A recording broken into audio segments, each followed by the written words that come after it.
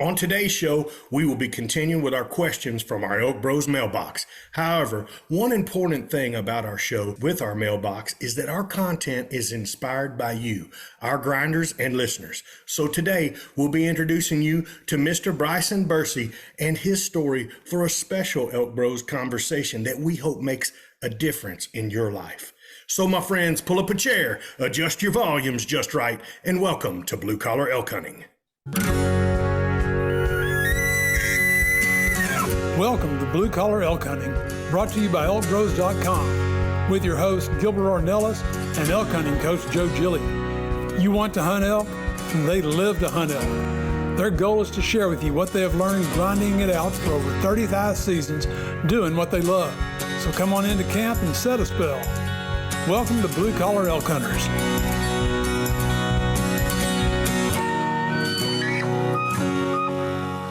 Hello there, everyone. If it's your first time with us, glad to have you. Hope you enjoy our show. And as always, for those blue-collar hunters following our show and grinding it out with us every week, welcome back to Elk Camp. I'm Gilbert Ornelas, the host of your show, and coming to us, that's right, we've got the northern leader of the Venezuelan Mafia from Fort Worth, Texas, Mr. Manano Graterón, and from Cuesta, New Mexico, that's right, we've got the legend in the house, Mr. R.C. Knox, and from Cimarron. No, we don't have El Jefe tonight, but we got the ninja, Mr. Leroy Chavez in the house. And our plan today for our show, guys, is like we promised. We're going to go to something that continued with our listeners from last week. You know, we had some great questions, and then we'll be introducing you guys to an elk hunter that, just like most of you, for a conversation that has affected all of us here at ElkBros, and really, y'all, is the main reason behind our show for today. But more to come on that. And if we have more time, we'll go back to a lot of those questions. So, bros, how's it going, Chav? Going good. How are you? Sounds good, man. Doing fantastic. Legend. How's the weather up there in Cuesta, New Mexico? Snowy. Yeah, we're expecting snow. Snowy Cuesta. We're expecting snow tomorrow too.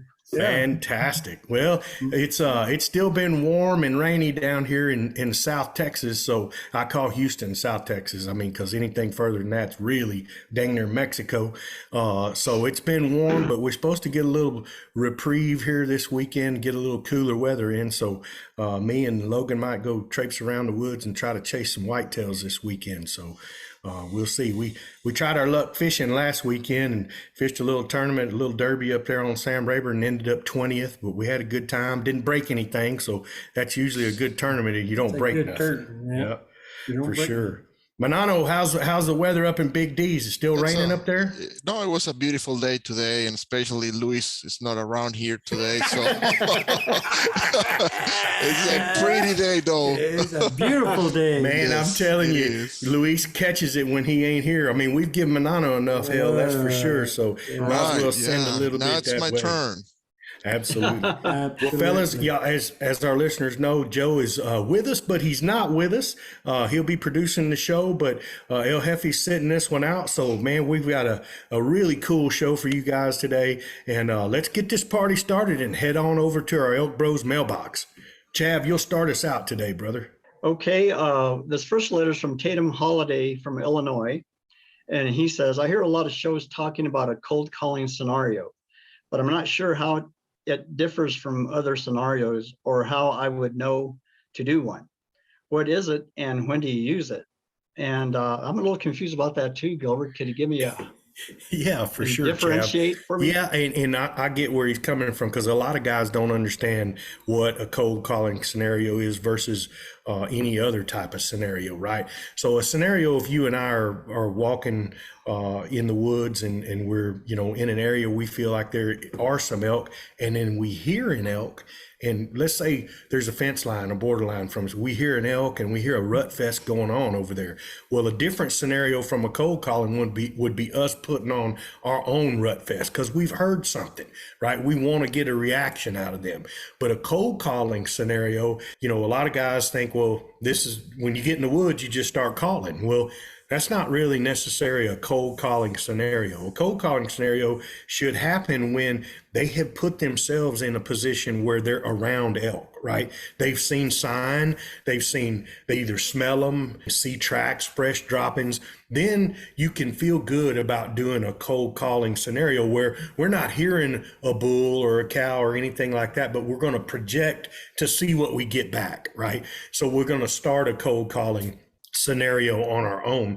And the big thing about those cold calling scenarios is your setup. You don't want to just start calling and not understand where your elk could come from.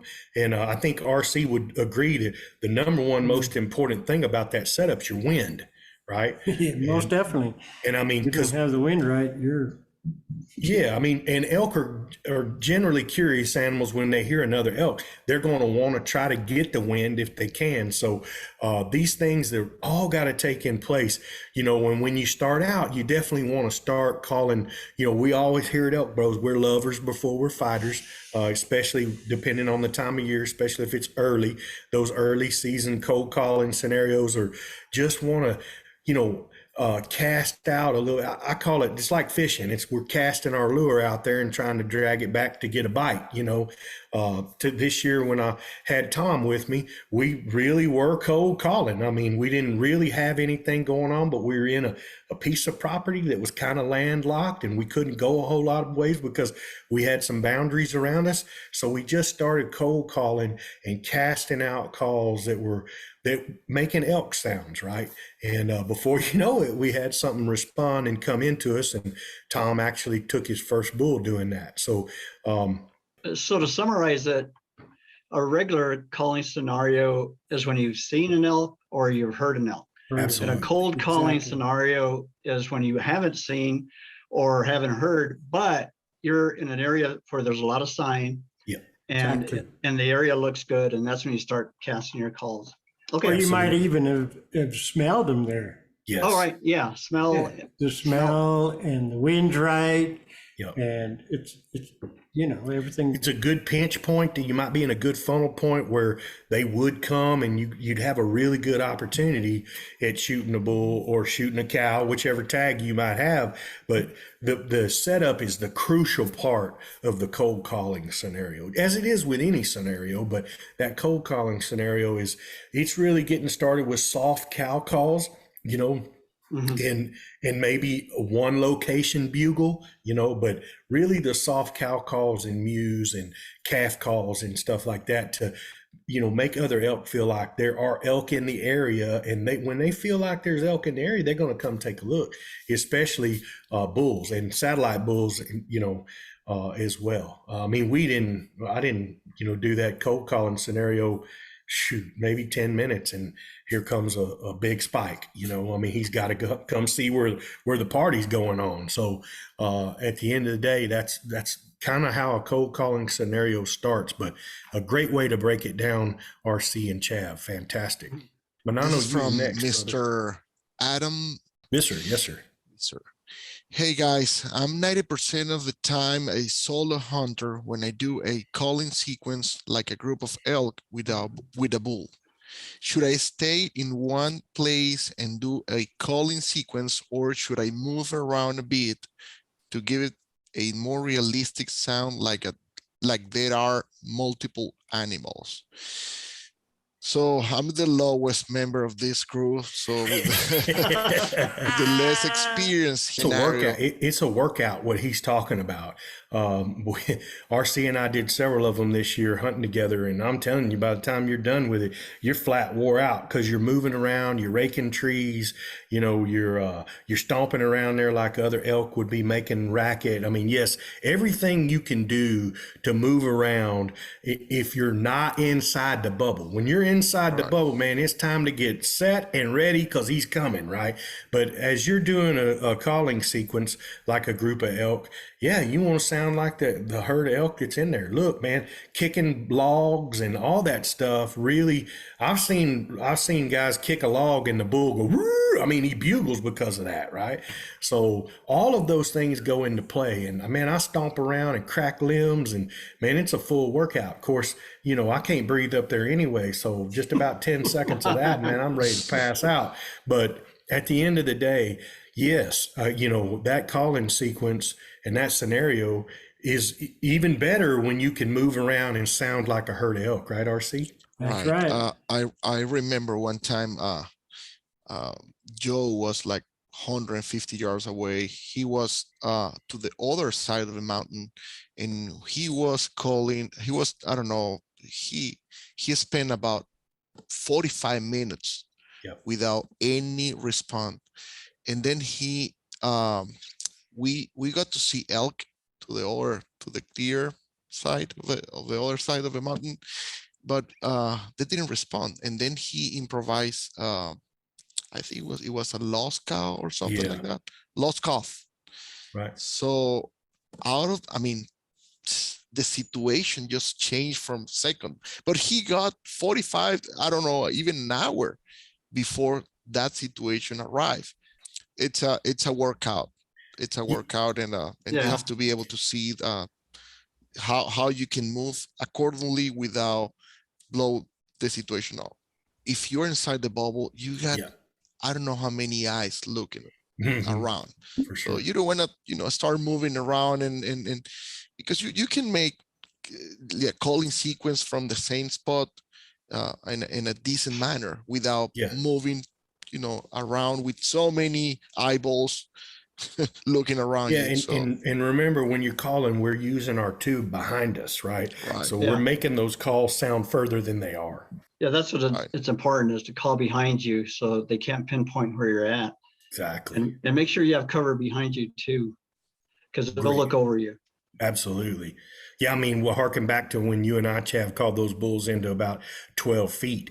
There was no way we could call at them. I had to call behind me and make it sound even further back there. It's just barely getting a sound out. And I mean, it was the difference maker in them, deciding, whether they were going to come across that barrier or not. Same thing this year. Adam's bull left, or Tom's bull left 3 times, and I called him back every time. And finally, one little chuckle behind me, and I mean, it was very faint, like a that did it. He couldn't stand it. Had to come see what was over there behind us. But had I been calling at him, it would have never worked. He'd have been thinking, I need to see him right here, So again, the way we're calling in that sequence behind us makes a huge difference in us being able to. That's a great observation too, Manano, is how many eyes are looking at us. Are we in a group of elk when we do that? Or are we calling at a lone bull who's trying to come into the party? You know what I mean? So that was really, really good question, Mr. Visser. That's for sure. Y'all, before we continue with the questions, we got a real special guest tonight that has a story that we all wanted to talk about. You see, each of us can relate how our lives have changed through elk hunting, from a physical, mental, spiritual, or even our relationships that we've developed along the way, to possible newfound strengths, accomplishments, or things that we've grown to know and accept about ourselves and all of those around us. It has given us purpose or a reason to be excited about our lives. Does it help us through hard times and make us stronger and more confident? Heck, yes. Or does it make us realize shortcomings that we need to face every day and that we are still facing, right? I mean, with all that in mind, we want to get the ball rolling tonight and welcome today's guest with his story, Mr. Brison Bursey. Welcome, Brison. Welcome, Bryson. Welcome, Bryson. Welcome, brother. Hey, ElkBros. Thank y'all for having me. I'm so excited to be here. Tell you, I'm tickled to death. Well, you don't get to see Luis. That's a bless, bro. You're a lucky dude. Be happy, bro. Is that right? Okay. Well, I'll just have to take your word for that then, I suppose. Bryson, how long have you been elk hunting, brother? Man, not long. Y'all are probably the veterans here. This was 2022 was my 3rd year. I started in I guess 2019. And so this was. Are you an archery elk hunter? I am. Yeah. I started archery hunting probably 10 years ago. my little brother used to be. He and I went the opposite way. He was really big into hunting when he was kind of younger. And then as he got older, he kind of phased out of it. And as I was younger, I wasn't into hunting quite as much and kind of phased into it and got more serious as I got older. And especially as soon as I, shot my first deer with a bow. And after that, it was kind of, I realized the difficulty level is, significantly increased and just trying to get better after that. Yeah. So I love bow hunting, archery hunting. That's fantastic. And what do you do for a living, brother? Oh man, if I tell you that, y'all might not like me anymore. No. I'm an attorney. So I was a songwriter a long time ago. Yeah, I'm leaving, bro. I know. I'm an attorney. I do. See, man, he's already out, man. He's done. It's dangerous. I know, right? But but now you got somebody if you need me. Absolutely. Yes, where'd you go to law school, brother? I went to Texas A&M School of Law. Okay. And I was my undergrad was at Sam Houston, so I'm a Bearcat there. So okay, Texas all right. boy, They're born right and up raised. the road from us. It's a great university, bro. Yeah. Yes, sir. Yeah. It both of them are, and they're both growing, and I'm really blessed to be able to go to both of those schools, and glad to be alma maters there. So yeah. Cool. Well, man, all the guys here, man, this is pretty benign, man. We really kind of run things off of, who's got what to say. And, we heard so much about your story. So definitely wanted to have you on to get you started with us and tell us about your elk hunting journey and how elk hunting's changed your life. When was the first elk hunt that you went on? 3 years ago? it was, yeah. So I'll just kind of tell you about how I got into it. And if you want Sure. me to stop or something like that, then you can just tell me. But so like I said, as I got into bow hunting, it kind of, transgressed from like wanting to, be able to go from sitting in blinds to spot and stalk, right? I always wanting to increase the level of difficulty. And so as I, continued to hunt, as far as that, then it was deer management, right? Finding, bigger deer to shoot every year and having deer around you, that you can have a good crop of deer. But, I talked with a friend of mine who had also got into bow hunting, and he's now retired Navy SEAL. And he and I had talked about wanting to do an elk hunt as a bucket list thing. And back then I was in no kind of shape to do that. He obviously, would have had no trouble doing it. But so that was kind of when I put it on my bucket list, was kind of when I was in law school wanting to, kind of do more hunting. I was still studying, but it's kind of, had hunting on the mind a lot at the same time as well, especially during final season. But in any event, that's kind of went on the bucket list. And then I graduated law school and ended up working, and I hadn't, even put together an elk hunt, and one of my clients just happened to say that, they do an elk hunt every year, and they say they do an over-the-counter deal. And so I was like, well, that sounded like something I could do. They're like, yeah, you just pay money and you go. You don't have to, be on a lease or anything like that. Because I literally had no idea about anything at all. Colorado, GMUs, anything. I had no idea about what elk hunting is. It was just, I wanted to go on an archery elk hunt. That was it. Bryson, you made a comment that you were in no shape. Why weren't you in shape? Oh man, because I just had let myself go before that.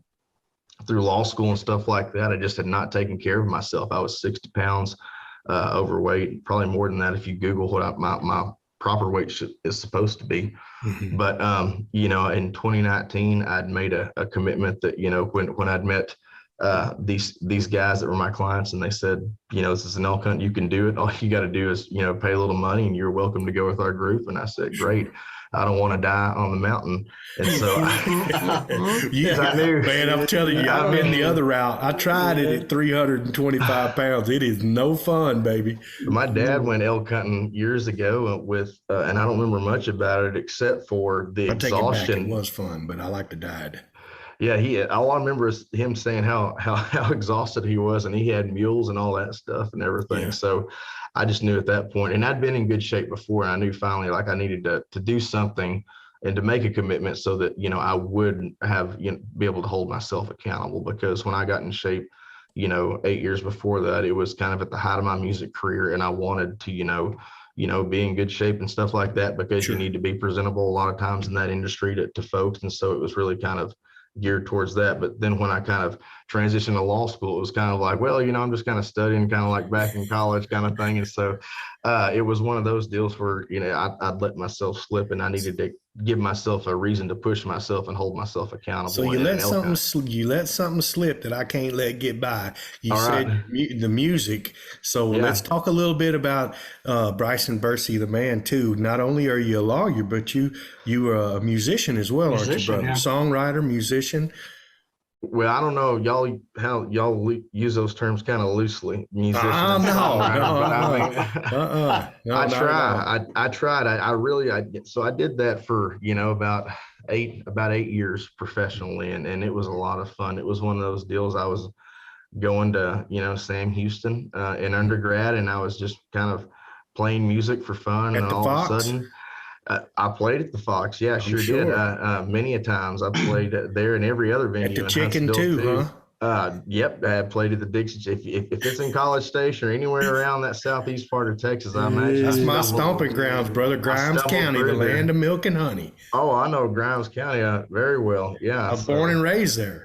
Yes, sir. Okay. Well, you're not too far than just a stone's throw, really, from Walker County down there. But yeah. I got my start down there, and then all of a sudden, I was in the middle of college, and I started getting, paid in beer and money to do it. And I was like, well, shoot, I'll just keep doing this. What am I doing here? And then my dad had the wherewithal to make sure I kept my, my nose to the grindstone and my head. Good for him. Stay in the course, and I did graduate, thank God. And I was really glad for him, making sure I did that. And then I was able to go and do it after that. Recorded 2 records, toured all over the southwestern U.S. Went to Ireland, played Steamboat.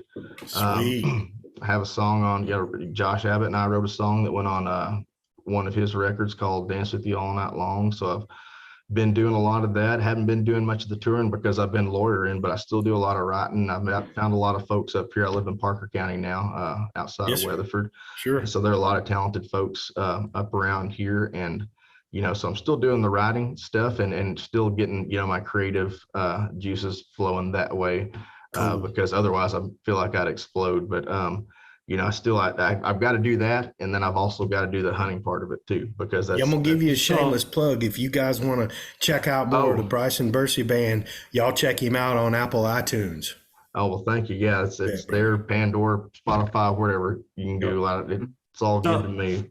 So if I can intervene, please. You said you were like 60 pounds over? I was, yeah. Overweight. Did you hire a trainer, or did you just diet on your own? Or what? There's a picture, I think, on my Instagram. Well, so it's so weird. When I've lost weight, I'm between in 2012, if you look on my Instagram stuff, you can literally see it. It's like you go back to my old music day pictures and stuff, you can see where I was in good shape, and then obviously put on weight. But I think I put a picture on there of what I did to lose it initially in 2019. It was a picture of my backpack, my golf clubs, and my golden retriever, and like a set of dumbbells. Because COVID happened and the world shut down. And one of the things that was, just kind of a crutch for me and stuff. And what I always found myself doing is I was always involved in associations or groups, and there was always like a happy hour or something after work. And so I always find myself either drinking or eating or snacking right before you'd go home and do stuff. And it was like, I needed to cut that part out. But at the same time, you want to be able to be in the social group with everybody and network and stuff like that. So I was able to, when COVID happened, that shut everything down. I said, finally here, I'm going to focus on myself. And I had to have, I was working a lot as a lawyer. I really needed a mental health break. And what I decided to do was I committed to going on the elk hunt. And so I put just a bunch of weight in a backpack, literally like I took the weights off the dumbbells and I put them in the backpack, and I put some water in there and I put it on my back, and I started rucking around the neighborhood that I lived in. And I took my golden retriever Molly with me, and I started, I decided I wanted to learn how to train dogs better too. And so I worked on training her off leash on that. And so I was doing kind of both things. And I was also listening to a lot of podcasts and stuff that I'd want to listen to, audiobooks and stuff. And so it really kind of gave me that mental break, but then I was also able to, work on my body and stuff, and obviously kick up the endorphins, which made me feel a lot better to train my dog. And so I really look forward to at the end of the day, that part of my day, just kind of being able to take that break and stuff, which is kind of like what September is for me too. Every time, summer comes around, I start thinking about the September and, the aspens and all the quakies and stuff, just calling, and all that stuff, just wanting to get north. And so for me, it's just kind of that it was that part of the day that I wanted to do that. And if I didn't do it, I felt lazy. There were literally, it was kind of like, I'm a faithful guy. And so I felt like the Lord was talking to me through all of this stuff. And I had a guy that was in my neighborhood. I think he was 85 years old, and he walked every day, and he saw me going by. And I swear everybody thought I was the weird guy, because literally I'd got all my hunting clothes in and my boots. And I wanted to break it all in, because I'm one of those guys, like, I'm probably like, if people are listening to this, they're probably like me, like you Google everything you can to know about elk hunting, about gear. And I was Googling, like I told you, about how to be a good guest on a podcast and not to mess anything up before I came on here. But so I was looking up all the equipment and stuff, and I got all my stuff, and it said, use it to see if you like it. So I was walking around with, the stuff I'd bought and everything, just to switch my pack up right, instead of, having the weights in there. Then when I finally started getting my gear, I started putting that stuff in there, and everybody knew me at that point, and everybody, it come out and talk to me. But this one guy, he was, I think he was 80 or 85 years old, from Montana, an elk hunter, wouldn't even know it. But he walks around all the time, and he said, man, the secret is just to keep on walking. Don't ever stop moving. If you don't use it, you lose it, kind of deal. Yep. And our neighbor across the street, she was 89 years old, and she came over here from Ireland. And I don't care if the wind was blowing 40 or 50 miles an hour that day.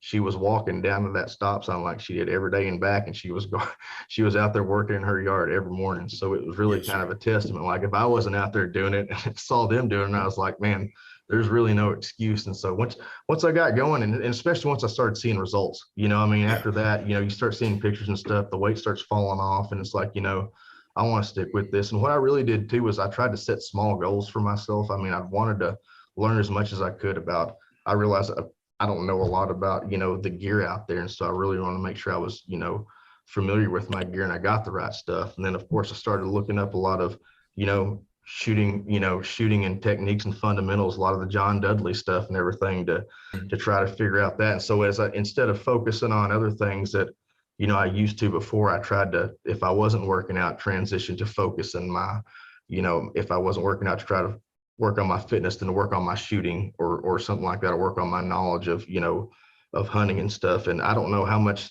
that even played into my success this last year, probably none. But honestly, if we're being honest about it, but, I'm glad I'd done all that, because it helped me. And then, I started that in, I think I posted the photos. It's all on my Instagram stuff. I think I started in February of 2019. And then by September of 2019, I was down, I think, 50 pounds. And then since then, I've gone down more and then gone back up, and I fluctuated, but I've always kept off around the 50 pounds. I was like walking around at 240, 245, and now I go between 185 to 195, just depending on where I am. So that's awesome, brother. And it's, I've got 4 daughters, and it was really one of those things too. I wanted to be able to play with them, and it really, I basically, put my pack from where it was on, my fat on my gut to my back, because I can't imagine, like, and after I did all that too, once I got up there, it still sucked. The mountain still kicked my tail. It wasn't easy at all. It was still, I was just Bryson, listen, we hunted this year with an Olympic athlete, man, the guy who actually swam in the Olympic trials. Adam Messner is one of the best athletes I've ever met, right? And this cat, he will tell you that mountain whipped his tail, and I'm just gonna say it whipped his ass bad. Like, it put him down for a full day. He was down, and he didn't know exactly what hit him. So we get it, brother. 100%. This elk hunting has changed so many lives. It really is what has brought the ElkBros together, just like it's changed your life because of the life-changing things you needed to make your hunt a little more, I won't just say successful, but enjoyable, right? And something that has prolonged your life. You've prolonged your life to see your daughters now get married and those kinds of, I mean, no man knows the hour and when it's coming for him, but at the end of the day, we don't need to stand in line in front of a freight train to know that kind of lifestyle is going to run us over someday, right? So, I mean, just the stuff that you've had to do, like many of us, I wanted you to hear a little bit from us too. I mean, RC will let you know how elk hunting's changed his life. This is a guy who's been elk hunting for many years, right? Like, how old are you, Brison? I'm 39 years old. Okay, you're 39. My elk hunting career started on my 40th birthday. For I don't know if you've listened to some of our podcasts, but I started elk hunting when I was 40 years old. My wife gave it to me for my 40th birthday and sent me to the mountains. And man, I had no freaking clue what I was in for. But I did know when I got done the first time that I had to change my life. Because I enjoyed it so much, I had to change my life. I was 325, 30 pounds, right? And today I'm about 275. That's too heavy. So we're working every day to get that down. I want to get down to around 235, which is really where my fighting weight is. But I'm going to let RC give you a little background on how elk hunting's changed his life as well. Well, it really has, because I started at a very young age, and it was did lots and lots and lots and lots of guiding, and got to the point to where I had a client, and I just basically chewed him out, and I'm going, well, it's time for me to quit guiding. So I quit and was out of the pocket for, maybe 3 years.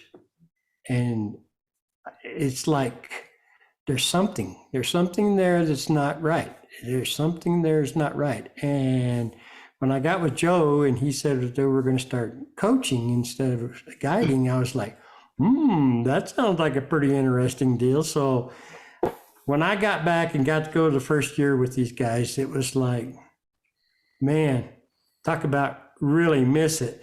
And it's just like you say, I have real bad knees, I have asthma, and it's like, you just go and you just put on your braces and you take your little inhaler and you just hit it and you just keep on going, because man, there is nothing like it. And it just changes your life. I mean, I can't believe I missed 3 or 4 years of not doing what I love.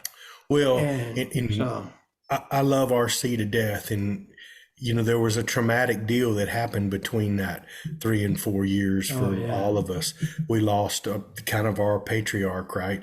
That really started ElkBros 13 years ago. His name was Carl Gamage, and it was just like RC's brother. So losing that, I'm sure, played a part in RC having a loss of passion for it and everything else too. I mean, losing Carl was hard for everybody, but Joe and myself were really determined to keep this dream alive. And I think RC, you could probably vouch for Carl as well. He would love to see what we got going on now. Gosh, yeah. Would he ever? And he's the reason why we keep elk camp going on weekly, man. That guy changed our lives, right? He changed RC's life. He changed Joe's life. He changed my life. When we talk about ElkBros, we cannot leave out Carl Arlen Gamage. We just can't, because he's really the starter of all of it, right? It changed my life. I actually wanted to hunt with the famous Joe Giglia, who's one of the baddest men on the mountain, right?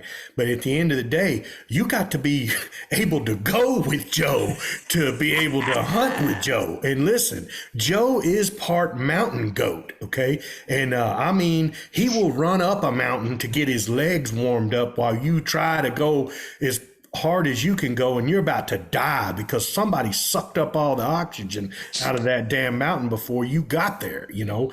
So I know exactly what it's like and how it changed our lives. Now today, I'm still 275 pounds, but I promise you, if there's an elk view, and I'm going, right? I did some things this year that I never thought I was going to be able to do, and I lived through it. So I 100% know that I can accomplish a lot of things, right? So, you know, I just can say that it is being around Chav and Joe the last 13 years of my life, and RC Knox as well, Carl Gamage. It changed my life. I can't tell you in so many, I mean, this whole podcast could be 2 hours long on how it changed my life, right? But elk hunting in itself, what we love to do, that call for September, it changed my life for the better. And I'm a better husband. I'm a better father. I'm a better elk hunter, bow hunter. I'm better because of these guys, because of ElkBros, right? Because of every one of these guys. Leroy Chavez has been on my side and with me. Other than 2019, he's been there every year with me, right? And then this cat battled. You know, you talk about a battle. This cat battled something in 2019. Chav, I'm going to let you run with that and let Mr. Brison know how that changed your life. 2019, it was during an elk hunt. You know, I wasn't feeling very well. I had no idea what was wrong. Doctors didn't have any idea, but I got sick during that elk hunt, and I was able to see a ER doctor who diagnosed me as having stage 4 cancer. And from there, it just went downhill. And I think at one point I was at 98 pounds. And I literally felt I had 1 foot out of this world. But, you know, what kept me going during those tough times, of course, were the ElkBros helped quite a bit. You know, they were in contact.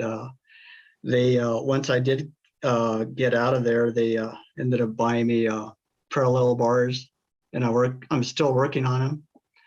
And I've kind of regained the ability to walk on flat surfaces. You know, I can't get up and down those mountains anymore.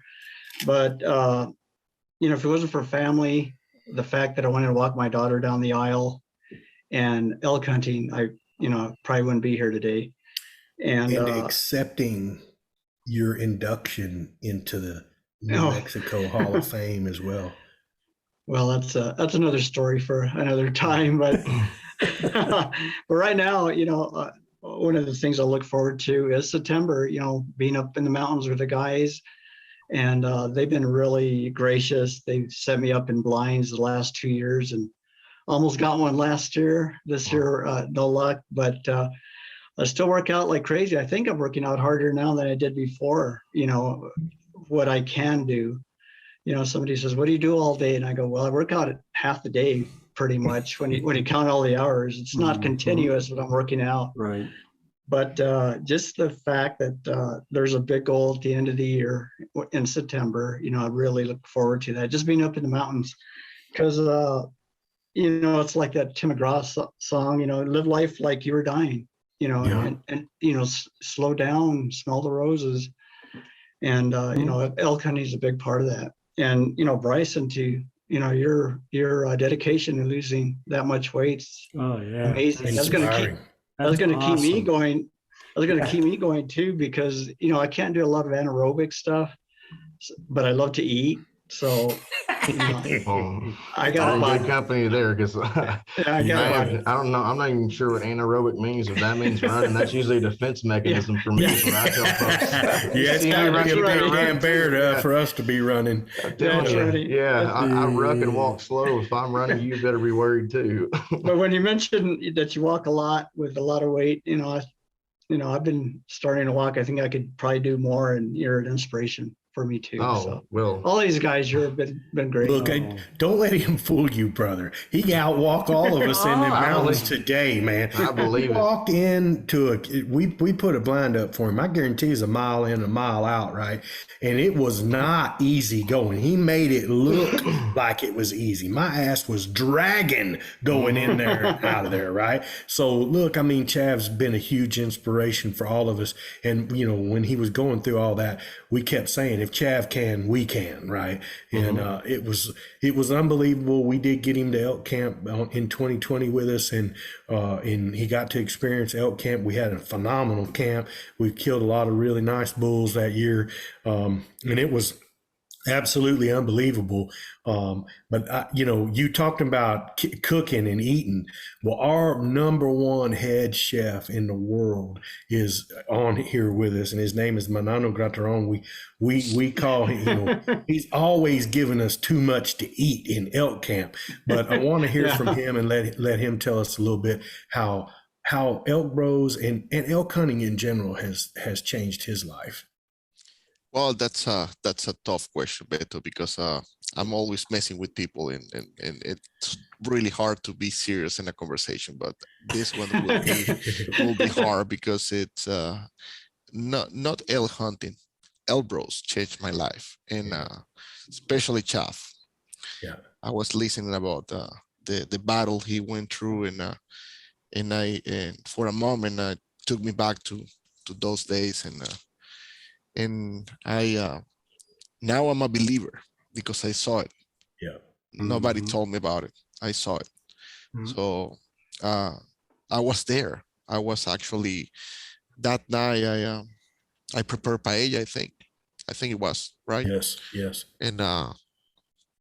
And I believe Joe told me, no, that's a shrimp. It causes, you know, like a reaction or allergic reaction, and I knew it wasn't. I knew it. Actually, I told Luis, or I told, I think it was Luis. Yeah. I told when Joe got Chav to the ER place, and he said, "This is bad, bro. Yeah. I have seen this before. And this is not good." So, and then when we realized of the situation, I was really bad, bro. So it's hard to talk about it because I saw it. Yeah. And being able to see Chav walking in the woods again, so man, It's so awesome. it's awesome. unbelievable. So Yeah, it's been a huge inspiration to us. And Bryson, what advice would you give to others that, you know, if they wanted to start elk hunting and but they worry about their age or physical conditioning or any kind of experience level, what would you tell them? Grinders tuning in, thank you for listening to the Blue Collar Elk Hunting Podcast. Our goal is to share our knowledge and help you flatten that learning curve so that you too can have some of the very same incredible experiences that have given all of us here at ElkBros a lifetime of memories. If you like what you hear or see, you can get all of this information plus so much more from our Base Camp Elk Hunting Training Camp, the first in a series of online courses from our Blue Collar Elk Academy. Our Base Camp Training Camp allows me to use my coaching style and share almost 40 years of elk hunting experiences successfully hunting elk on public lands, as well as over 20 years guiding hunters of all ages and experience levels. This course will be like nothing you have ever experienced in concept and structure, using success-based coaching techniques that will elevate your confidence and skill sets. Our camp will prepare you specifically from that final moment most in your control, those final minutes or seconds the elk is in front of you, backwards through each step and level, allowing you to see, visualize, understand, and relate every coaching point to what lies ahead, the next step, the next thought process, the next success. Because y'all, you've already been there. You know what it looks like. By tapping my 30 years of teaching and coaching experience, our camps are developed considering multiple learning modes with text, visuals, audio, as well as video. And Base Camp will benefit those new to elk hunting all the way to the 10 to 15 year vet. So if you are looking for that one thing to help you fill that tag this year, invest in the most important piece of equipment there is, you and your elk hunting knowledge. You can find the Blue Collar Elk Hunting Academy and the Base Camp Training Camp at ElkBros.com. That's ElkBros.com. Keep dreaming of the screaming, believing in achieving, and most of all, keep grinding. Well, I mean, well, I'm not a doctor or anything, but, obviously, but I mean, I think, if you want to go out and do it, do it. I mean, it's one of those deals where nobody's going to do it for you. You've got to make the decision. And it's one of those things where it's picking yourself up by the bootstraps, one foot in front of the other. I mean, my hunt this year was one of those deals where it was, Murphy's Law. If it could go wrong, it did go wrong. And that day that I shot my elk, I wouldn't have been able to tell you that was going to be the day, because it was just not going the right way. But, had I not been able to develop the fortitude and determination early on, with just trying to walk and ruck, there are tons of days I didn't want to do it. And there's plenty of days that I failed, and that's one of the things too, is it's one of those deals where I tried to keep myself to, it's not like a weight loss deal. It's a goal to be able to move in the mountains. And if I had a day that I didn't stick to a diet plan or something like that, I didn't kick myself about it. I just made sure that, even if I went out and had beers or something like that, I still walked my 2.5 miles every night, or if I didn't get it that night, I got up early the next morning and did it, and then my buddy said, hey, let's do a 100 push-ups a day contest for 100 days. And I did that, so he challenged me with that. But then, when we were packing out the elk, it was still like everything. We didn't eat the whole day. It was supposed to be a noon hunt. I missed a massive bear that morning. And I was beating myself up and thinking, man, this, if it could go wrong, it's going wrong. And I had my buddy there with me, and lo and behold, we set up waiting for this big bear to come in, set up this, little makeshift blind we made out of trees and stuff, and dadgum, sun is going down, we're sitting in water, and elk walks in behind us. So I mean, the blind's no good. We hadn't eaten all day, and I shoot the elk, so we have no sustenance and anything. We're out of water, and then I shoot her like 7 p.m. and we're not back in camp until 3:30 a.m. Wow. But it's it was one of those deals where your adrenaline hits you, but it's nothing was easy at all, from whether it was trying to lose the weight or just trying to be a better shoot. I struggle all the time with shot placement and stuff, with not wanting, with target panic and stuff like that. And so I mean, between that and trying to keep yourself in shape and heart rate and just knowledge and all that stuff, it's just, to me, I try to just constantly be a student. And for me, just trying to be in shape, like you're saying, most of those guys you go out with, the young flat bellies and mountain goats, I mean, golly, can't keep up with them at all. Look, they're standing up there looking down at me, and I'm just like breathing like the big bad wolf, like trying to walk. I hunted with Larry Gill this year, and Larry's over 80 years old. And he walked me through the mountain. Let me tell you, brother. I mean, that guy's an amazing athlete, right? Now, he only weighs as much as my left foot, so it's not like he's got to carry a whole lot, right? But at the end of the day, Mr. Gill's an amazing athlete, and and an awesome elk hunter. Has a lot of experience in the woods, and But again, like you say, it really doesn't matter. It's the hard. We've said this 1,000 times on the podcast. It's the hard that makes elk hunting great, right? There is absolutely nothing easy about it. And if Luis was here, he would tell.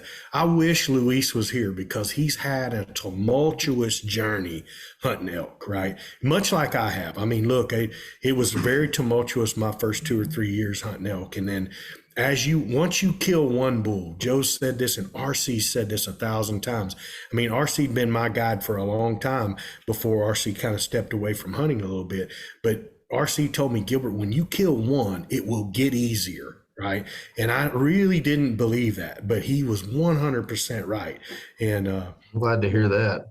It does. It gets easy. Now, what I'm talking about is the finish. The finish gets easier. All that stuff leading up to that finish, it's real deal, brother. I mean, it doesn't get easier. Climbing up and down the hills. I mean, our first hunt this year, RC goes, "Oh, we're just going to take a little hike." And it was 5 miles in and 5 miles back, and we like to die, man. I did anyway. And he goes, "Man, I don't know. I'm just not, I'm not feeling so good the next day, and I wasn't either." But we kept getting up every morning and going, and every morning, every evening. I mean, at the end of the day, the hard is what makes it great. Everybody can everybody agree it's the hard that makes it great? Most definitely. If it was easy, everybody'd do it, and I liked what y'all were talking about earlier about the ElkBros, because I responded to your question before, but I'm not a good example because I landed in this group and I landed with expert everywhere, and to me it was like a piece of cake.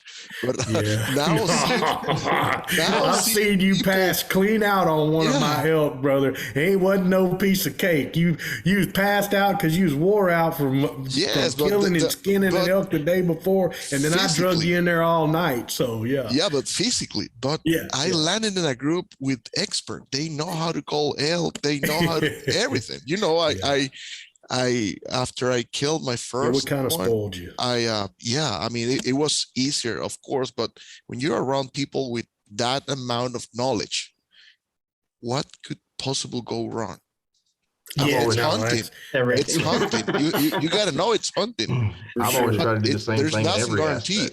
But if you don't know how to call a scenario or any given situation, they will run and tell you, "Hey, do this, such and such and such, and go there," and you will see tracks. Or you are hunting with the ElkBros has been an incredible and unbelievable experience for me, as far as knowledge, learning, and my learning curve was like from the bottom to the roof, like in seconds, because of you guys being around an expert. It's a whole different deals. And I remember a podcast we were talking about the hunting partner. Actually, Joe created in the academy. There's like a huntersonly.com. Man, please, for God's join sake, that. Go and find a good I did that. partner. I mean, I joined that because I got the guys that I usually hunt with decided to do a father-son thing. So I had to decide, am I going to stay home or go by myself? Right. So I went third year solo. I'm like those guys that found the perfect wife. And then you hear in the street people complaining about the wife, and oh man, I'm having a hard time. No, I'm happily married here. I did join that though, and I actually found some guys that I connected with because I was trying to find somebody because I think after I found y'all, I found the hunting buddy thing, and so I joined that. I actually made 2 friends on there that I didn't get to hunt with, but we we'll probably plan for in the future, and if not, there are 2 people that now I keep in contact with that have the same interest. And awesome. and not only for the hunting part of the equation, it's I found unbelievable people, human beings, friends, great human beings. They're lifelong become friends. my best friends. So that was the best part about this trip for me was I was going solo. That's why I feel pretty bad when we realized about the Chav situation, and it was tough for us. So and now seeing Chav running in the mountains again, and making awesome. He's quiet. He's like when he says something, everybody, even the birds, even the elk, shut up. So hey, listen, he's a ninja. Well, we call him the ninja, man. Look, Bryson. So tell us all how it all, we've heard how it's changed your life and everything, but tell us all how it came full circle for you this year. And let's hear your story about how you harvested your elk. Well, I mean, it was, so I'd gone 2 years before with the clients that I'd met, and it didn't Were seem you like hunting in any elk. Colorado or New We Mexico? were hunting in Colorado, and they were Gotcha. over the counter units, and Yes, we sir. had more than, I think both trips we had the first 2 years more than 4 people with us, and so it was kind of, and everybody was an amateur except for 1 or 2 of us, and that was, had a couple people to call, but like it wasn't like everything that the stories that I'd heard, like there weren't elk screaming at all. I heard no elk, and it was just like, Yeah. what the hell am I doing up here? Where are they? I mean, and we literally, I think I saw one, and what it was a spike, literally walked 10 yards from me. And then like, I couldn't even get my bow up if I wanted to, but you couldn't shoot a spike anyways. But I mean, Sure. I'd never imagined one sneaking in that quiet that I couldn't hear, but that's That big really an animal that can be that quiet. And then when it ran and smelled me, it sounded like the whole daggone forest above me was coming down. I mean, I was concerned, but so those first 2 years, it was just like, man, and so I was wanting to go to a different unit, and I, talked to kind of my hunting buddies about that, maybe looking at different units, and they decided that the 2 guys that I usually go with decided they want to do a father-son thing, which I was like, that's totally get it. Y'all need to do that. And so for me, it was like, well, I'm either going to have to find a hunting buddy, or I'm going to go on my own, or I'm not going to go. But not going was not an option for me, Right. because I kept, I was at this point, I was going to do it. And so that, I went and got myself a Garmin, deal to make sure if I was going alone. I picked out this one unit, mapped out all my spots, hadn't found a hunting buddy, but I got, a Garmin deal. That way, if I got into trouble or something like that, sprained an ankle, broke a leg, I could get a hold of somebody. And I was actually kind of excited about the spot camping part of it and hunting solo, because I don't have to worry about upsetting somebody, right, if I do something wrong or if I want to change tactics. And so I found that unit, and again, here Murphy's Law shows up, right? I found this unit. And so then I was like, all right, what do I need to do next? Okay, just in case I get lucky, I need to find somebody to help me pack an elk out, because the last thing I want to do is go through all this and lose the dadgum meat up there because I shoot it in the middle of the day and I can't get it out by myself. I'm not one of those kind of guys that thinks, I'm He-Man, especially not in Colorado. Yeah. And so I started calling around to folks, and I couldn't get really a hold of anybody that I thought, was going to be reliable. And then I got a hold of these other folks, and actually just turned course. And I had some, that was kind of the first, hit of good luck I had. It was a place called All Out Outfitters, JT Robbins and their crew. The caliber people out there. That's what I was kind of wanting to say, is the people you meet in elk hunting, right, is, after I shot my elk, after the story, there are people I elk hunted with before and people I've hunted with my whole life that, said, cool, good job, congrats. And some people that hadn't said anything at all to me. And so, it's kind of like, man, wow. But I met, all of these people up there, and basically JT said, hey, here's another unit. Here's what I do. I guide in this trophy unit, but there's an over-the-counter unit really close by, and you can base camp out of here. And they had amazing food. So basically all I had to do was sleep and hunt. I didn't have to, because you know how it is when you're elk hunting. At the end of the day, boiling water is a chore. You don't even want to do that. Jet boiling everything, even when you're spot camping, that is just, after hiking all day and not seeing anything. And so I was really lucky to have that. And so I could just, hunt, and those guys took good care of me. Their food was great and everything. And then they had some guys working for them too that kind of would go out and guide folks as well. But then they also every night, you're sitting there when they're guiding folks in the trophy unit, staring over these topo maps and just getting to listen to these folks that have hunted 20, 25 years and have all of this experience.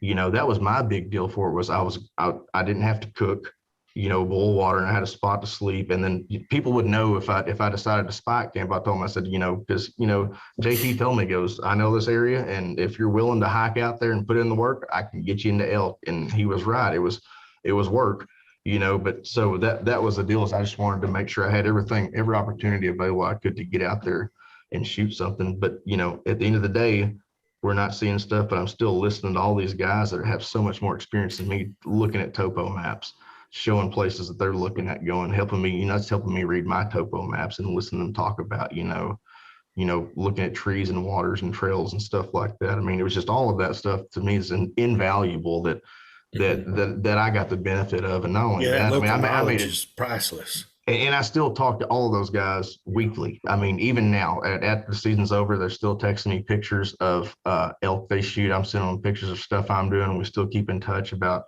next year. And it was one of those deals where it's like, I didn't expect, a relationship like that where it's, you're just kind of getting a base camp spot, guide, hunter kind of deal. It was really, you got up there and I felt like I was around all the country boys that I grew up with, and everybody wanted you to be successful. And when I was, they were all, sending me congratulations, saying everything, doing everything they could to help. I mean, even the cook came down and helped us, pack out. It was literally, we ran out of lights and I was down there because the guy that was with me helped pack out, Jake, he was going to find the cook, Mike, who was the only other guy in camp, said, I'll come down there and help y'all carry a quarter too.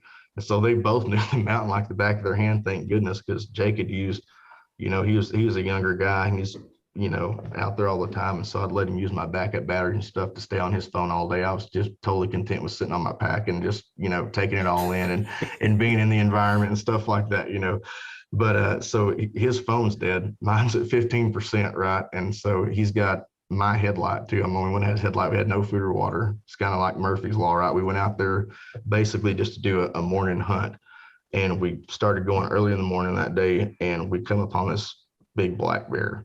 And so I bought a black bear tag and my motto was, if it's brown, it's down, Right. I didn't even see it. I mean, and he was massive apparently. And, he was at 44 yards and I shot and I missed. And it was the worst thing. I mean, it looked like a perfect shot and it went right under this bear. And he took off right after that. And Jake, who was with me, goes, that's the biggest bear I've ever seen. I'm certain it'll Pope and Young. We have got to stay out here and find that bear. There's another water spot out here. It was hot, it was early September. Yep. And so that was one of the things I wanted to do too, is like early on, but I felt like a lot of that stuff when y'all were talking about cold calling earlier is I probably wasn't doing it in the right spots. And I felt like if anything, I was just advertising myself to where they didn't want to be. Mm-hmm. And so this time I thought, I was sitting water and I was just kind of being quiet. And if I heard something, I would try to go after it, but I was able to change hunting tactics that way. But, so we were going out there and Jake went with me and I missed that black bear and we decided we're going to stay out there and we found this other water hole. Kind of make this little makeshift blind looking down over this water hole out of wood and, stuff. And this is like 10 o'clock in the morning. So we're committing now. This is no longer a noon hunt. I had no food with me. I'd switched packs and I just filled up my water and stuff. Jake had no food with him. And so now we just kind of committed to sitting all day, waiting on a big black bear to show up and sit there all day, let Jake use both my backup batteries and stuff. And then lo and behold, I mean, we're not thinking anything at all. And like we're sitting, staring out the front of this little nice makeshift blind we made. And behind us, we didn't make any blind behind us. So we're just completely exposed. So something starts walking down the hill and he says, shit's an elk. So the blind's no good, right? So just stand up and turn around and look behind us. Now, and so sure enough, I mean, these elk are coming right down to water and, I wasn't going to wait to see what was back there behind them. There was this nice big cow coming in and I've got the video on Instagram and everything. Jake was lucky enough to video it, but like she was walking right there and I honestly didn't see her. I mean, because how it is out there. I mean, it's really hard, even when you're 17 yards. I mean, that's how long the shot was. It was still like, her head came back from behind this one tree really quick and I had to stop her within 1.5 feet between two aspens. And just, there's like a little whistle in that video and she stops and that's like right when I shoot. And she takes off and she ran about 50 yards and we heard a big old crash, and then that's when the real work started. And I mean, yeah. I'm telling you, those cows are big, man. I couldn't believe like how big she was. I mean, and I'm a farm boy, right? Yeah. I'm used to, I work cattle, I flank cattle and stuff like that. And this was nothing doing. I'm telling you what, like she was laid over a log. And so it was first kind of like, all right, thank God I had Jake there with me because it was like, I was like, all right, well, and that was the next thing too, is like, man, I'm glad I have him here because he's done this so many times. I've watched the YouTube videos and stuff and I was ready to do it myself, but there was no way it was going to be like a pretty thing at all. And so, but even with him, it was still so hard, him knowing what to do, because you don't think about, you're on the side of a daggum hill, right? I mean, it's not like an ideal spot where, something's strung up, and so, and so we get her lodged under a log somehow, right? And like, I didn't realize like there can be a 2-week delay in like shoulder pain. But like I tried to pull her up, like my little brother's a physical therapist. He's like, you messed up something, Bryson. But I tried to pull her up a hill to try to get her out from under a log. She'd become wedged under. No, sir. Wasn't even happening. And so by that time we had the cook, Mike, an amazing cook too. Their food was awesome. He said, hey, I'm gonna that's the kind of people, right? He didn't even have to do anything. He said, I'm coming down there. He was in his 50s. Yeah. I think he'd had some leg operations too, because he had a little bit of a limp, and he had no problem walking down there finding us. But he did have a problem finding us. And Jake tells me, right? So it's Jake and I together. Jake's phone's dead. He has no flashlight. I brought my headlight, thank goodness. My phone's at 15% now, and I've just kept it off because I'm only using Onyx. And now my flashlight, because Jake says I've got to go find Mike, who's trying to find us to help pack out, and he's lost. And he knows how to find him, but he's going to need my headlight. And so he takes my only light, and now I'm sitting there like covered in blood. In the dark. In the spot I was getting ready to shoot a trophy bear, right? There's some trophy bears around. Trophy bear right there somewhere. And I'm telling these Quakies, man, these Aspens, I've never seen them with like these bear claw marks in them before. I mean, they were all scarred up. And so I'm sitting there, my phone's on 15%, and I find this like a little branch I can balance it on to turn my light on, because I'm trying to take the final quarter off, and I'm literally like laid under that log trying to cut, up under there. And I was like, you know what, I'm just going to turn on some Tom Petty, because at this point I'm too exhausted to even fight a bear. I was like just laid under there. Like if a bear shows up, I'm too exhausted to even put up a fight, to try to grab my gun or whatever. I was like, maybe the Tom Petty and the light will be enough of a deterrent until like Jake and Mike return to save me or something like that. And thank goodness, I mean, nothing showed up that I know of, but that thought certainly crossed my mind as I was lodged under that log, just trying to, and literally just kind of, blindly slashing with my knife, trying to get that top of her quarter off, because it was, it's not like it's, it's with your deer and stuff, you just kind of roll them around. If you want to do that, she was so big, I didn't realize how big they were until They're it happened. 5 times the size. A big cow's 5-6 times the size of a big whitetail. Yeah, I mean, they're so awkward. That was because it was a whole bunch of deadfall where she was, and so there, and I couldn't move the deadfall either. It was way too heavy, and so it was kind of like just putting a square in a round hole, I guess. But, but we got her out of there. We got her off, and I got a freezer full of meat, and I got a ton of good friends, and I got a good story, and I've got a lot of experience, and and that's the best thing about it. It's like, the ElkBros stuff, like y'all having me on here. Everybody you meet on the mountain, for the most part, I've never had any bad experience. Everybody's out there doing their best. They're all putting in work. They're all out there trying to do the same thing. And you talk about, frustrated sometimes. I mean, I remember one day one of those days, this last hunt, I was solo, went out really, really early, decided I was going to pack in, 2.5 miles, and I get all the way down there. The sun comes up, and a hunter whistles at me, and he's in the top of a tree. And I'm thinking, Sunday britches. I put in all this work, and I'm down here at this very bottom, and now it's like there's a guy right there, and he had a ladder down there. I'm like, you got to be kidding me! Like, where'd you come from? Because my hike down was not pleasant at all. Like it was unfavorably rough. Matter of fact. And so then it's like you see him, it's like, well, dadgum, now I got to hike all the way. Forget about hunting. I can't stay down here now. I've got to hike back out and hunt. And it's just one of those things, man. It's the whole way. I think a part of it is just when you get adversity dealt with you and this kind of stuff, it's about just kind of gritting your teeth and going right through it. And, it's not always going to be, there may be 7 years now I go without shooting anything. But that's when she showed up, I was like, I ain't waiting for the next one, because I sure do want to eat some elk. But it makes it that much better. If it wasn't hard, everybody'd do it, and you wouldn't learn anything. You wouldn't have conversations like this, and it wouldn't make you the person you are, and so I look forward to going back up there every year, learning something new about myself, challenging myself. Look forward to meeting new people. I'm a social person, and the best thing in the world is listening to for me is I love to tell elk stories now that I have one, but I love listening to everybody else's too, and having a cold drink and hear about how everybody else's hard work paid off, because I like, to me, it's kind of like being a team player. Yeah.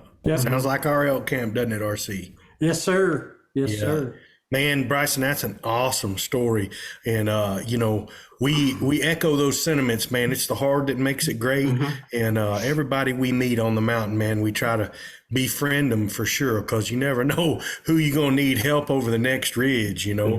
And look, for the most part, everybody we've met on the mountain or, you know, in our circle, man, has been so subservient and, man, want to help. And I mean, RC's had some guys that even worked for him that helped some guys out that were in our group. I mean, everybody up in that country, man, knows what it's like to put the work in and to work really hard. So, man, kudos to you for putting the work in and having elk hunting change your life, brother. And fantastic stories, that's for sure.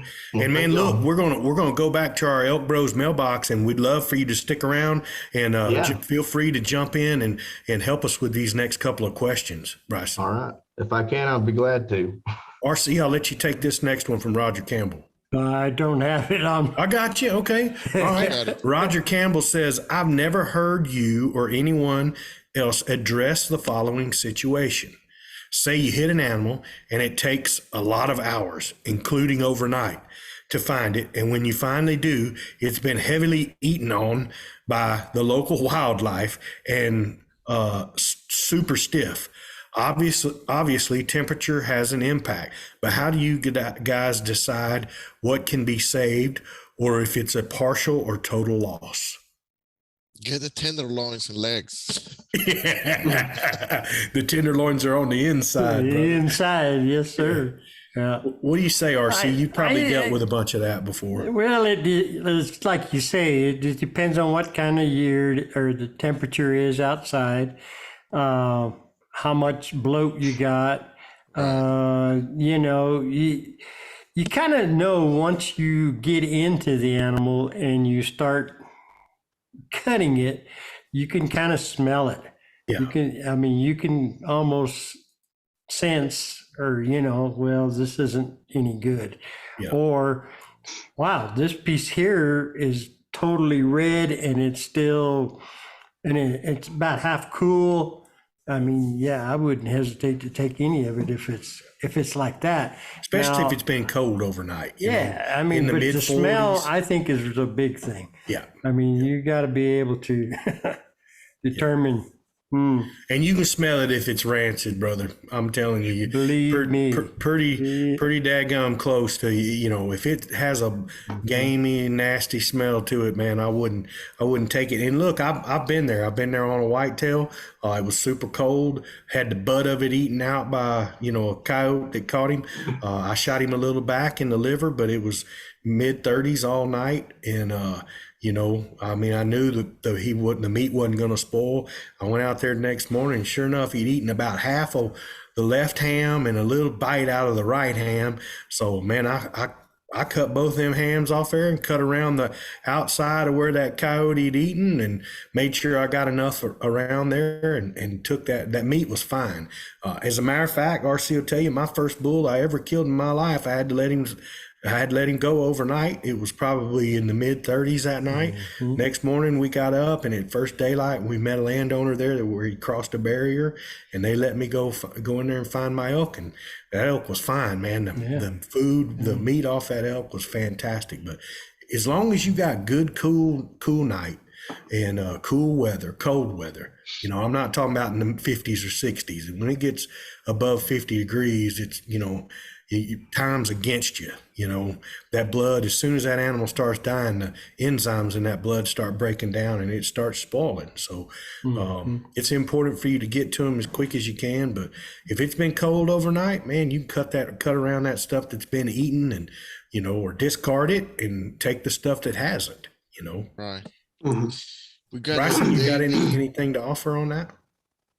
No, because y'all guys will probably know hunting up there better than I would, but I will tell you, when I shot mine, I could not believe how quick she bloated. Yeah. Because we were trying to process her and we couldn't even actually get the tenderloins out because we couldn't get up in there. She had bloated so much and she was under that log that cutting in there was not going to be safe. And at that point there were so many gases and everything going on. And it was probably, I shot her at 7 o'clock and I bet it was 55. Maybe, you know, I mean, it was upper 50s, but it wasn't 40s. And like, you know, the guy that was with me, Jake, was like, "There's no way those like she's already bloated too much." And I was like, "Wow, you're right." I mean, I couldn't believe how, and that was, again, the warmer it is, the quicker they'll bloat. Yeah, and that was the warmer late. it is, the quicker those gases will get ignited. And that's exactly why, when I found those guys ahead of time, was I was looking for somebody, because if I shot something, that's the last thing I wanted to happen was to lose all that good meat, especially me being, a novice elk processor, and that would have been something I wouldn't have realized, then how quickly they would bloat up there and stuff like that. So, I mean, it's one of those things you really got to pay attention to, I think. Especially from the temperature. Exactly. Yeah. And be cognizant of, when you're hunting. Right. Good question, Mr. Campbell. I hope we answered everything, and good luck on your next hunt. Mr. David, Chav, you want to take Mr. Greeley's? Sure. Dave Greeley from El Paso, Texas. He asks, it seems like the last 2 years, I get a bull bugling the last 30 minutes before the end of legal shooting light, which actually seems like it's already almost too dark to take a shot. When or why would you decide that it's best to back out with a fading light? How do you feel about shots in the last minute? Thank you all for what you share. That's a good question. Yeah, there's two options here. As long as you can see your pins, or you can probably take a shot. Now, if it's bugling and it seems like it's going to take a while before it comes into range, well, you located the bull, the general area. You can just back off and come back in the morning if the wind's right, and there's going to be a bull in the area. So that's how I would answer that. What do you guys think? Yeah, absolutely. Manano? Yeah, absolutely. Actually, it happened to you last season, Beto, right? Yeah, it did. When you got RC calling for you, and then you got a bull pretty close, and it was dark, and then you decided to go back and had to back out. Yep. Right. Mm-hmm. Yeah. Remember that RC? We had him right on top of us. And he was right below us in a little ridge, but it got to where I couldn't even see my pins, and there's no reason to educate him and call him in tight when we know where he's at. We just got to back out there. And as a matter of fact, I think it was the next day, RC, you had him coming on the other side of you over there and had him at about 20 yards and just couldn't get it done. I mean, it was just bad luck, right? Right. Yep. I think that one of the things that a late shot in the afternoon or in the evening, you have to weigh all the stuff. Yeah. And that's like, okay, what's the distance? Are you shooting 60 yards or are you shooting 50. Under 20, 15, somewhere in there? Now, if you're shooting at 15 yards and he's right on top of you, and you can see your pins, you got a great shot. Put 2 holes in him. Now it fits the comment, which pin? All of them. Yeah, exactly. That's right. But I think that's a big part that you and then you got to think about it. Okay, now do I have enough light? Yeah. In my backpack? I mean, is it worth it? I mean, to me, it's like, okay, I back out, I leave, and I get back in there and make a play for the morning. Yep. So it's real early, and you get right back in there, and you generally have I like the morning hunt. Yep. Much better than the evening hunt. Yeah, got plenty of time to look for them when you hit them. Exactly. Stuff like that. Yep.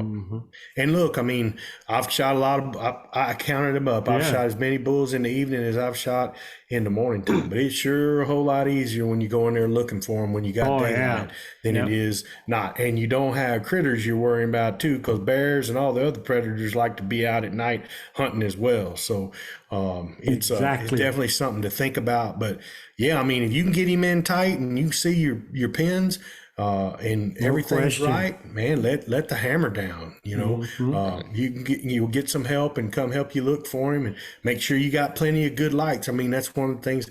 We carry a couple of different headlamps with us and big heavy duty flashlights where we can, see. And as always, guys, if you 100% don't know if you've made a good shot or not, when in doubt, back out. I was about to say that. That's the, in my opinion, that's the most important part of When in doubt, of the act. back out. Because When if in you doubt, don't, back out. if you're not able to make an ethical shot, back out. Back out. Because you're gonna regret it. Yeah. Exactly. You're not shooting like 700 or 300 with mag on that. Yeah. You're shooting a bow. And look, guys, you know, That's, these animals will run a couple of 100 yards at times. If you've covered a couple 100 yards and you've not recovered the animal, you have not made a super lethal shot. You need to back out and give them time, man. You know, read the signs. You know, we got some podcasts out there on how to read the signs, your color of blood that you're getting, whether you got bubbles in it, whether it's dark red and gritty, if it has some punch smell to it. Those are the signs that you want to read when you're going to start searching for a bull at low light conditions. That, you know, even if you hear them crash, a lot of times they run like Bryson said, it sounds like the whole sky is falling on you when they take off running. But at the end of the day, you want to make sure you don't bump that animal, because when you bump them, they get a big surge of adrenaline and they can go for a long ways before they shut it down. Mine had absolutely no blood. It was the weirdest thing. And my whitetail, before that, I started shooting these expandables, and like I shot a whitetail and it didn't pass through, but it looked like I'd done surgery on it. Like I cut open the whole side of it, but like wherever it fell, it bled all out. And so Jake was like, I don't see any blood. And I said, I know I hit it, but like, it's going to be just like that whitetail, I guarantee you. And, you know, he just happened to see her, you know, laying over a log. He's like, is that elk over there? It's like, there she is. Yeah, there was cool. not one drop of blood. And it was, I mean, we just watched her, you know, go when we heard her fall and just kind of waited. Where did it hit her? It hit her right in the shoulder, and it went right to her heart. It was sticking right in her heart. So cool. Wow. Well, that's, man, fantastic questions, guys. That'll be the last question that we go through, and we'll address more questions on our next show. Bryson, so good to have you here on our show, man, and share with us what elk hunting's mean to you and how it's changed your life. Yeah, we sure appreciate you joining us, and I want all of our listeners, you know, to understand here. If you want to have your questions answered on our show, please send us a question to info@elkbros.com. That's info@elkbros.com. And today we want to close for sure in remembering one of our very close friends who passed away in a tragic accident today. And I'm telling you, man, I'm heartbroken for him and his family, and all of us here at Elk Bros want you to share our condolences with the family of Shane Rasmussen. And from here to all of us, a big send off. Like we talk here and say here in the Lone Star State, husbands, kiss your wives. Wives, kiss your husbands. Hug your babies. Keep your broadhead sharp and your powder dry. And we'll see you next week right here on Blue Collar Elk Hunting. And here is our tribute to Mr. Shane Rasmussen. I myself and all of us here at Elk Bros would like to pay tribute and honor to a good friend of ours, Shane Rasmussen. Shane, in just a very short time, is the type of person that has an effect on everybody he gets to know. He's that person that just full of passion for the outdoors, his love for hunting, and his passion for his family. With that, we'd like to send our condolences to the entire Rasmussen family and all of those friends and relatives so close to Shane. We know that there were a bunch of you. And in our small way, if we can, here's our chance, our opportunity to honor you, Shane, your memory, and it won't be forgotten. I'm Shane Rasmussen from Garden City, Utah, with my dad Dennis, my son Corey, my son Ryder, and my brother Clint.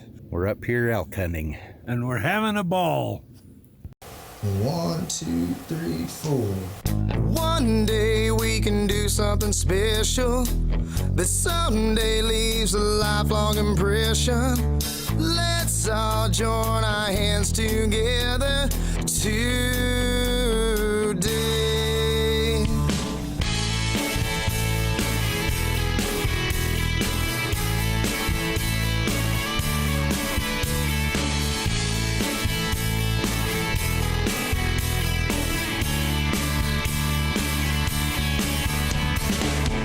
time has come. Today's the day we can all find a way to take time for the ones in need. Take time and do a good deed. 'Cause one day we can do something special that someday leaves a lifelong impression. Let's all join our hands together today for one day. I know we can make a difference, joined together by common interest. A little help can go a long way in one day. One day.